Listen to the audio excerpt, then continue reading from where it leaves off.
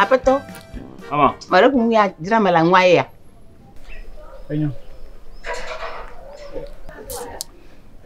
Anh ba. Da media. Ayo. Mete penyo. Nene resa. Baru ku milion mo. Cho. Ko asa no million amo. Oh, emi ama ko na million amenere ko. Nuka. Ni gba le fi pe polka. Ma plan ni gba ho. Afi jide bi yo kona le. Masemra. Ekpo gamira, di to te fere gami afa gami. Million na beton yin me fere gami. Ele monto me nyoro geje. Baru ku maga jira ko. Nani? Oh, dadan gba polopone no la. Dadan samani fufu nye jo yo vodi pe la va plo maju e. Anyi gba la no fi pa mi ajo no do ale fi an gba gbolo ni no de dada. Binya.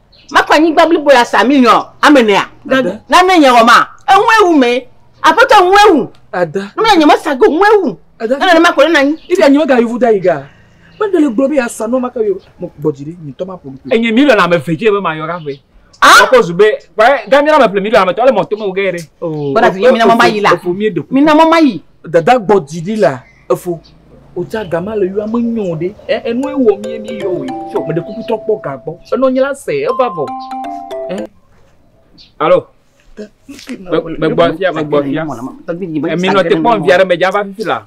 Fila kuma ba. Dadan nyama yo vodi samani fufu ne gi pe la va plo. Na lo million amade tetia akaram. Oh, dada. Million amene ni ma sago. Ni ma jira ko. Dada.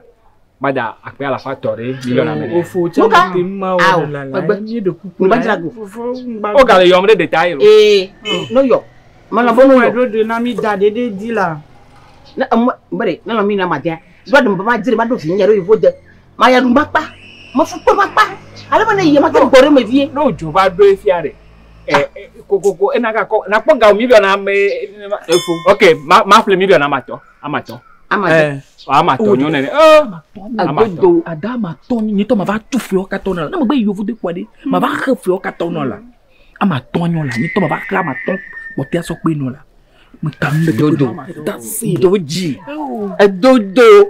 Ma va khe Adodo. Ni mo bloko la. Ma va khe mi mo wan. Amade. Awula Amadan la. Awula.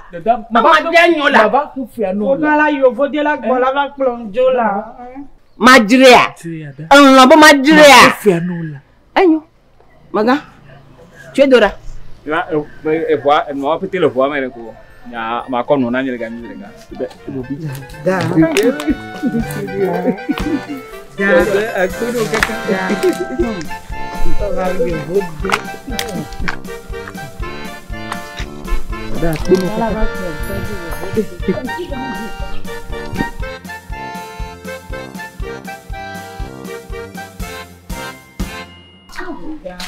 Yedo. Ajemu alo. Dada. Onto pale male. E pale ka pa male. Ne ya. Na lebene edoa. Na lebene doku. Mukabe wonyon benya. Oh dada. Na no ben no be view. Oh. Onto pomda. Nyame via ko la sinye. Yeji makaro poji poni. Sonye keshino de kakala sinya ko sa. Dada. Ni nyame vinya azunana. Dada mo hiu. Dada. Onto anye pome. Mbabe ya gbolo la no nye. Awo. Wadeji ya. Ava plonjo yo vodi lo. Awo. Abi ara ba joro ko yi. Oganga diji ava plonjo lo.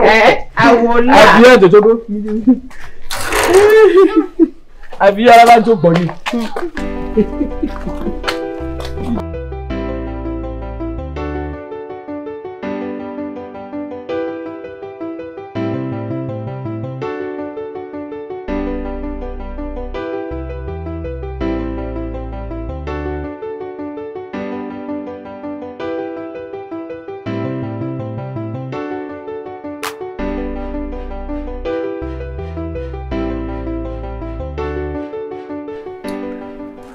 Allons, me yon dia de sous de cadeta. Me la voye me ne lisenku, nous suis yayon, na baye son les vode. ne me djanyo na beso ta shinja kama toma you vote to am ko blana la pa mu so so ko wada ni ngba mangeo ni ama klo you vote e vivi no ma jibna pa ma e kura ngba ma na mo refa pe mo be oji ko mo gbo kaba na de so e mo ko no a donc me ka no ble won ala ba you vote to la tamo ya ele tamo no alo ele tamo no ko alo o ni magbo wa chachaina wa yema yasia chachaina wa yema into gblono be de boy ado into be dum be no be ado ba lale ezenya aton no indete be igbo va gbokwa de de no alo alo nya mo bloko ya jifaga mo ma o mo gbe ko mo droshi mo gbe ano ma ba tijie ne hein na no bubu ba tijie ikole terengo malo dadi ka chipu na no kanye ni magbo sia de sia ala bebe ma yo mi zunya ba shi manya we Allô, ni lo. Oui, Sonia. Me fonnuer, regardez. Me fonnuer. On va bien penser, ma plaque no fondo. Ah, me fonnuer et je dis non. Me nyabe ma do duinwe de lo ma. Enyeka. Ma di ju ma na ko. Papa, il a beau. Boga. Soa. Kasi di na ko ma ko nyejo. Ah, Yesu akpe. Ila.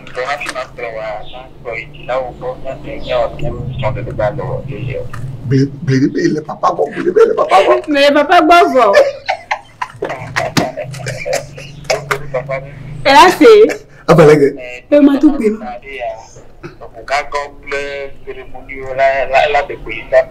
bon. Mais vous va. Non. Ah. Il faut y aller. Quoi. Ma belle ya na belle machine donc je la vie salade. OK. Nyao. Ah, pikaka. OK, allez bien le cours. OK. Blé bi no te pelo. Agba wa kabalo. Ma OK. Bisous. Nyao no gbogbo me ya bele na mre ba nyao ko na jiji pi dali ne. Ayi yai. O nki wo mu ya ndogore mu ya. Du nya ba mi ye ba nyao ma. Be yegba. Papa OK le fan na mi alo. Avo la mo ba vo la. O te o chacha mi tola. Wa wa de. Au. Kude jinyenye. Ezia. Maka tia fo ya ba ko pomo ra ba chi yo. Sia. Ya ila. Never go berebe mi maklo nya ha mai pof ma. Mo do vo da fuma. Mo wo le fi ba kata de frigidaire ba. Allez à vivre-ci. Aji jo do ba.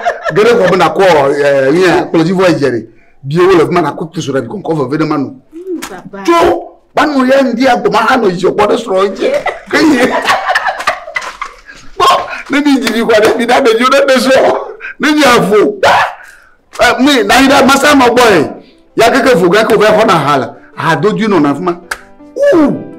Ni o nku na lu.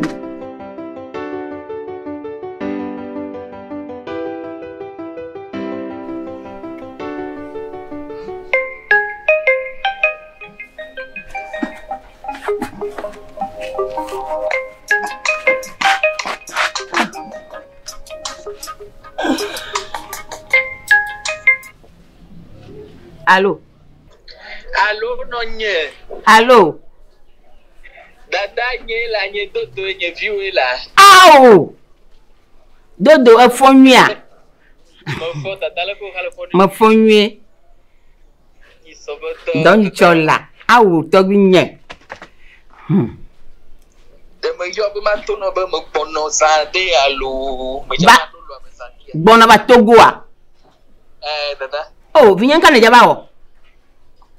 Oh, dada ma ba po de. Oh, iso kono jomo pon kere kore. Kagaji ba pom da. Awu de. Mo jo fi ape mo ton e. Awu. No joma de na wo dovia de na boga via de. Na gbo na ba klono vi ojo. No ma mi gbon me. Mi gbon ne vo dada. Wo ka ke anyi mo po do le ko gbon na mo po do ko ma ke ni mo po na nyi de baba kula. Wa ti ma di sava ava ko mi da fa e dada. Oh, avinye. Awu. Mo do di jona na gbo le be ya o mo po mo wo. Alo pe ma ton na te do o ma aba klono vi ojo ni ha ma gbon vie. Na gboga ma mo de jinye ore. Dada ni mo gbo vo ka ke ha o kan le jrom la. No ni ma ba po we. Mo jo fi ape ka mo ton ya. Mo do di jona mo. La dada mba glon no la. Enyo. Yo, na gbo fia de. Gavien ya ko gbore gbojo pa na pono viwa. Na ka de kala me fi aru aklojo. Afi jin na jema. Dada mo na e mo la. Mo ni be kai ma ko klo wa yi. E yi de o ka ke. No fo kwa di. E ma te ma si te popo mo pola mo va ko de no. No ni mo ton na yi o. Gbede. Vinye gbede mo do jona mo awu. Mo nya mi gbo e mo la. Pom da. Dada menyambe de menyala fo kaka mayina no la dada. Awula. Kuma apula medula to kuma anna nyinyi de yeti kuma yi matema so akpolo we dada. Ni mo podo kuma voa e mo de libe matema di saba ko ya fa dada ele manke Africa ta le manke avivo awu ka dada medula ba ko po di de la. Binya. Enyo. Nyara kama na shinyo enyo. Merci. La mga fo ni te gbolo no be makolo akata mo baba kolo la. Yo. Fo ya de mo ne ma di sama ba ko bida. Ayo, merci. Da mga fo ni to mo ya plu munyo agbovano. Ele Android ya plu no wa ele se ya. Anyi mata tutumo de ne ma di ma nya ka maka fia tutu asegbawo. De viu mo jina wa no wona de kwa. Anya ha ma sene do amaga kunula. Yo vuo mo ma nya wona mo.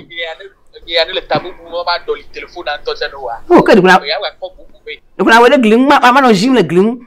Alo mo to ma nya le na ma le ka ko jina be agalo mana. Okay dada. Ayo.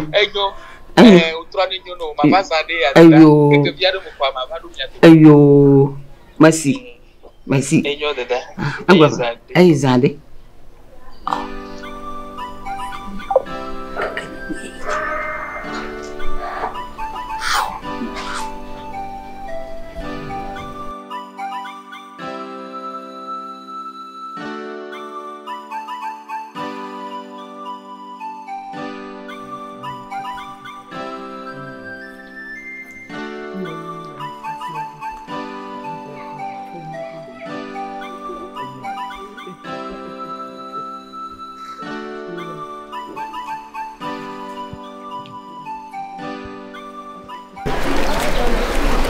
Meke.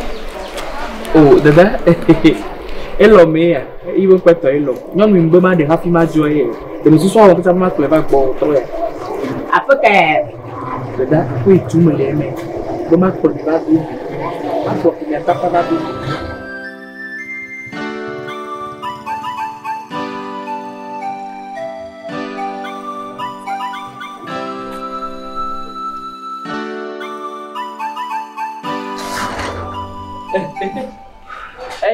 Yeah. Mo jojo me gbe.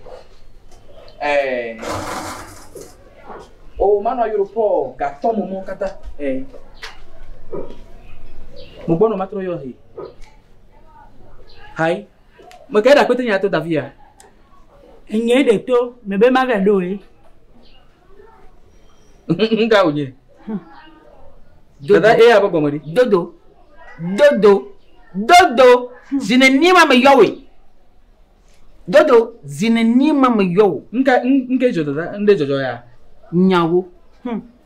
Me khade tawo. Ve sanye ke sinon de kane la sinje la gbeme ya. Dora yo voda. Bana yo voda de. Na ba pro no be via na ma voa. Ine ya. Eve de nyonu. Gbo ba twa be ya po nyonu adem. Au! Dada. Bere José. Foga, o seta mento. O seta me kaka. Don ku gbe won gbe. Dada be ma so de ku ko mi je kro le dada. O seta meto ayo vo dia va kpoma enyeke yi no be vi to be via o va de nyonu soawe o seta meto bada nto foga Dada. Sidori. Dada. Me bedi. Que me jaguare ni me blonya ya to bi me de me no be dadi. Be yo vo dia me yiade. Ni me pon nanyo. Ni me pon do homa akpola mo. Yo vo de me le abe asigam alo gabon ene ola. Yo vo dia de. Le rula no toame. Nkekiade ade no no modofio. Ade kula do gbera fi yo vo wa so homa no. Afi na va be ile gbola mo. Dada ni me pon do homa le yo vo de ma klo José ode. Ntocha José fia olea, ibe fia ivide vo. Fia nchamu le mele tamu bubira di. José no sude ma devania, amede ma kwa, aple homa o kwa meola au mariage. Hafi wa teva. Dada ni me de nyonu, alo ni me twafo, ba ma de nyonu ve do mode, ni me shila de soa. Dada ni me shila de soa. Jidori, manyimika kolo ngmanu. Manyimika kolo ngmanu. Nyimina so. Ade so nya kese ngma sari na ko de so. Dada agaw me. Kese no nya, yi ma sa. Afina ko de so a. Dada apro na obia. Avec pronyan. Après ya me twa mu nya o me twina. Be mi ajo le nu ya me de no. Après ma me a. Ni ma de so ma pa no mu Apa ma do lai nanya. Dodo, apa ma do lai nanya. Dodo, enya mu José ya ma sai ko fam. Nya o me twa après na la. Ka ya mo fo ka mi no le se se mo. bada nto José, enye no be vi ona te kpolo nya so yo vo dia enye ke yi no be vi de ka Dada, Magayamu. donc mi mo le no agbo me sema. Magayamu. Ma va pro José là. Na ma de nya moi. Ma kha mo ba ni ma pro José ode. Nyaga wa kwa fina makula. Nyaga wa kwa fina makula ya. Titi ade, aya ya du mi le fia. I me ba de mi le fia be dade. Apo ma me yi me George ni mi wa. Aw. akpolo yo vo Bo do be bia. Yo vo dia ko nyinya. Yo vo dia ko nyinya. Ngbono ma yi. pada ntocha Minto. ntocha Zi. ye alo Wuli wuli. Zi wuli wuli. me se jure ayo na wa Wuli wuli. eye José, eye tientie de na ya Apa ma dia do lai nanya. Apa ma do lai nanya. Aku ga ma wana wa menyana mo. Apa ma do lai nanya. me se jure ye ti Vami no luama. Vami no luama. Vami no luama. Vamia no luama. Lo me mi no. Lo meje. Ami no luama. Mode mo director wa ene be ponyong beda. Vami no luama. se jure wa Eh, e no, ma no. se kora ni bama Vami no luama. Lo me mi no. Vedi. Betu afia. Nami no. Demi liei. Demi le luama ya. Bon ya namda.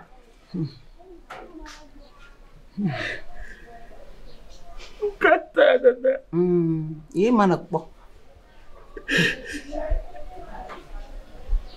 José. koto kwa la fave 250 000 200 000 ko solo danama yo solo danami o so be de be sulama nchanjire ma yo vode ma ve wo do ma ba po mo nyeji Ye ma. 200 000 koto kwa la fave ko solo da meso nchanjire ma yo vode yo gboro na ke gbojo Ngenyi blata. Ami no luama. e yo gboro na be aba kporo Nya no luama. va mi no lo ame Nya luaya. fami no lo ame de ke mi le samia gato Nya no noi. Mi noga. lo ame ko mi la no Elo meje na. vana va no na pore kebele da Alo vivi ma na nyi. mbe chama yo vode ogbe Ma wo no fo.